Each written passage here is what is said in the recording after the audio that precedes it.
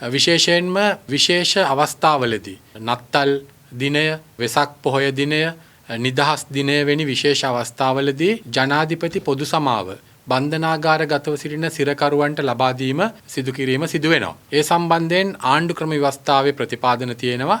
ඒ ප්‍රතිපාදන අනුව ඒ නෛතික බලය ජනාධිපතිවරයාට පමණක් ලබා දීලා තියෙන බලයක්. පසුගිය වෙසක් පොහොය දිනය වෙනුවෙනුත් ඒ අදාළ නිර්ණායක සම්පූර්ණ කරපු බන්ධනාගාර සිරකරුවන් 388කට ජනාධිපති සමාව ලබා දීමට ජනාධිපතිතුමා විසින් අනුමැතිය ලබා දීලා තිබුණා. ඒ අනුව ඒ අනුමැතිය ලබා දීපු ලයිස්තුව ජනාධිපති කාර්යාලය විසින් අධිකරණ අමාත්‍යාංශය මගින් බන්ධනාගාර කොමසාරිස් ජෙනරාල් වරයා වෙත එවා තිබෙනවා.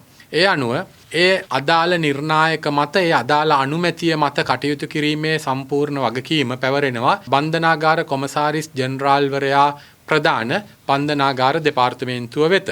මේ සිද්ධියේදී මේ ප්‍රශ්නගත සිද්ධියේදී අනුරාධපුර බන්ධනාගාරයේ සිරදඬුවමක් විඳිමින් සිටපු අතුල තිලකරත් නැමැති සිරකරු සම්බන්ධයෙන් තමයි මේ ප්‍රශ්නගත සිද්ධිය මුලින්ම මතුවෙන්නේ. ඒ අතුල තිලකරත්න කියන සිරකරුට ජනාධිපති පොදු සමාව ලබා දීම සම්බන්ධයෙන් ජනාධිපතිවරයා අනුමැතිය ලබා දීපු ඒ 388ක ලයිස්තුවේ ඒ සිරකරුගේ නම සඳහන්ව නොතිබියදී ඒ සිරකරුට බන්ධනාගාරයේ විසින් නිදහස් කිරීමක් ඒ සිරකරුව සිදු කිරීම තමයි මේ සිද්ධියේදී ප්‍රශ්නගත වෙන්නේ. ඒ වගේම එම සිරකරුට අතුල තිලකරත්න නැමැති සිරකරුට ජනාධිපති පොදු සමාව යටතේ ඔහුව නිදහස් කර යවූ බවට අනුරාධපුර බන්ධනාගාරයේ හිටපු බන්ධනාගාර අධිකාරීවරයා මේ සිරකරුට දඬුවම් ලබා දුන්නු ගරු මහාධිකරණය වෙත වාර්තාවක් පවා ඉදිරිපත් කරලා තිබෙනවා. විශේෂයෙන්ම අද මේ මාධ්‍ය සාකච්ඡාව පැවැත්වීමට ප්‍රධානම හේතුවක් වෙන්නේ මේ සිදු කරන විමර්ශන පිළිබඳව දැනුවත්ව හෝ නොදැනුවත්ව හෝ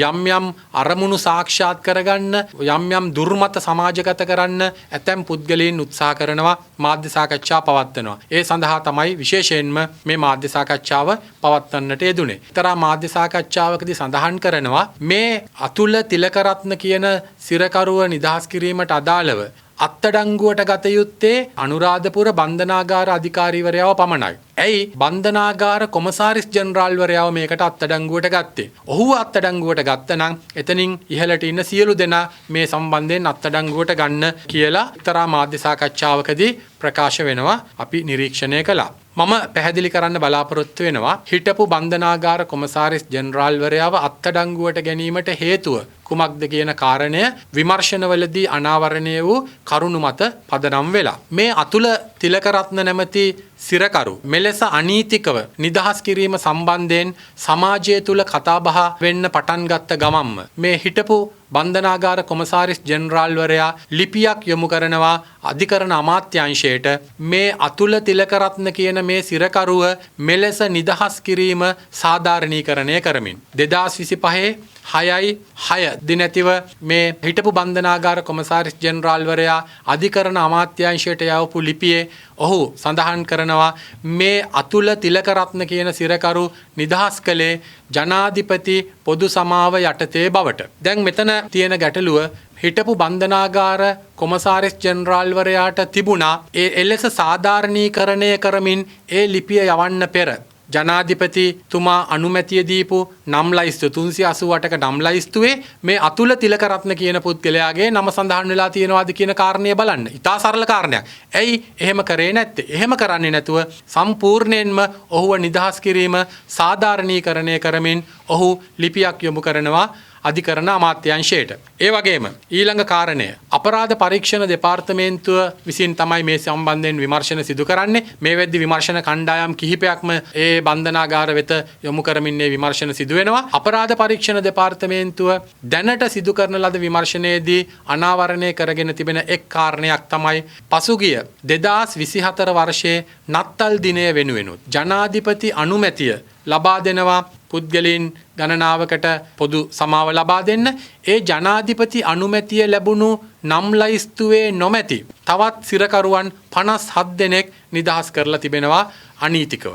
එලෙස නිදහස් කරා කියලා දැනගැනීමට ලැබුණට පසුව ඒ පිළිබඳව සොයා බලන්න කමිටුවක් ස්ථාපිත කරලා තියෙනවා. එවැනි කමිටුවක් ස්ථාපිත කරලා තියෙනවා කියන කාරණය පිළිබඳව හිටපු බන්ධනාගාර කොමසාරිස් ජෙනරාල්වරයාත් දැනුවත්. ඔහු ඒ පිළිබඳව දැනුවත් වෙලා ඉන්නැද්දි තමයි මේ අතුල තිලකරත්න කියන පුද්ගලයාගේ සිද්ධිය සිදුවෙන්නේ සහ ඔහුව නිදහස් කිරීම සාධාරණීකරණය කරමින් හිටපු බන්ධනාගාර කොමසාරිස් ජෙනරාල්වරයා අධිකරණ අමාත්‍යාංශයට ලිපියක් යොමු කරන්නේ. මේ කරුණු අනුව තමයි හිටපු බන්ධනාගාර කොමසාරිස් ජෙනරාල්වරයාව අත්අඩංගුවට පත් වෙන්නේ. විශේෂයෙන්ම මේ සිද්ධියට අදාළ මේ අතුල තිලකරත්න කියන තිරකරුව අනීතිකව නිදහස් කිරීමේ සිද්ධියේ ප්‍රධාන සැකකරු වෙන්නේ අනුරාධපුර බන්ධනාගාරයේ හිටපු බන්ධනාගාර අධිකාරිය. ඔහුව අත්අඩංගුවට අරගෙන අනුරාධපුර ගරු මහේස්ත්‍රාත් අධිකරණයට ඉදිරිපත් කරලා හෙට දින දක්වා ඔහු රක්ෂිත බන්ධනාගාරය ගත කරලා තිබෙන්නේ. ඔහුට ආධාර අනුබල දීමට ඒ අනීතික ක්‍රියාවට ආධාර අනුබල දීම සම්බන්ධයෙන් තමයි හිටපු කොමසාරිස් ජෙනරාල් බන්ධනාගාර කොමසාරිස් ජෙනරාල්වරයාව අත්අඩංගුවට අරන් තියෙන්නේ. ඒ පිළිබඳව දණ්ඩ නීති සංග්‍රහයේ 100 වගන්තිය ඇතුළු වගන්ති ගණනාවක තියෙන නෛතික ප්‍රතිපාදන අනුව තමයි හිටපු බන්ධනාගාර කොමසාරිස් ජෙනරාල්වරයාව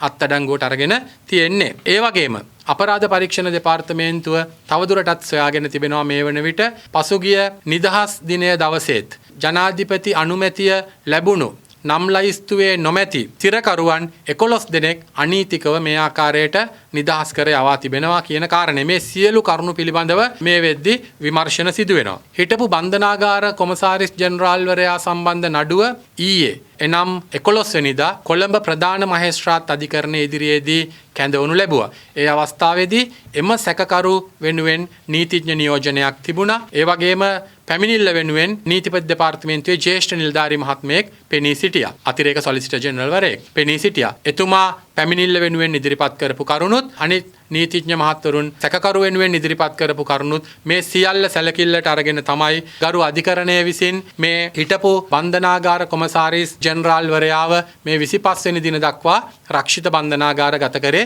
සියලු කරුණු සැලකිල්ලට අරගෙන. දැන් ඒ තත්ත්වයේ එලෙස තිබියදී විවිධ පුද්ගලයන් විවිධ මත සමාජ ගත කිරීමට උත්සාහ දැරීම පිළිබඳවයි අපි නැවත අවධාරණය කරන්නේ. අපි ඉතා ඕනෑකමින් ඉල්ලා සිටිනවා මේ සිදු කරන විමර්ශනවලට එලෙස බාධා කරන්න, විමර්ශන නොමග යවන්න, විවිධ දුර්මත සමාජගත කරන්න එපා කියලා. ඒ වගේම දැන් මේ සිද්ධිය යුක්තිය පසඳලීමේ ක්‍රියාවලියට ඉදිරිපත් කරලා තියෙන්නේ. අපි ඉතා ඕනෑකමින් මේ පුද්ගලයන්ගෙන් ඉල්ලා සිටිනවා මේ යුක්තිය පසඳලීමේ ක්‍රියාවලියට බලපෑම් කරන්න, බාධා කරන්න එපා කියලා. දැන් විමර්ශන සිදු වෙනවා. විමර්ශනවලදී මේවා සිදු වූ ආකාරයේ මේ සියල්ල අනාවරණය වෙයි. ඒ පිළිබඳව අපිට ඉදිරියේදී ප්‍රකාශ කරන්න පුළුවන්. ඒ වගේම යමෙකුට යම් දෙයක් ප්‍රකාශ කරන්න තිබෙනවා නම් ගරු අධිකරණයේ ඉදිරියේ ඊළඟ නඩු දිනේදී ඒ අවස්ථාව තිබෙනවා. උන්ට ඒ පිළිබඳව ප්‍රකාශ කරන්න. ඒ නිසා නැවතත් ඉතා ඕනෑකමින් ඉල්ලා සිටිනවා මේ විමර්ශන වලට බාධා කරන්නේ නැතුව මේ විමර්ශන හරියාකාරව සිදු කරන්න අවස්ථාව ලබා දෙන්න කියලා.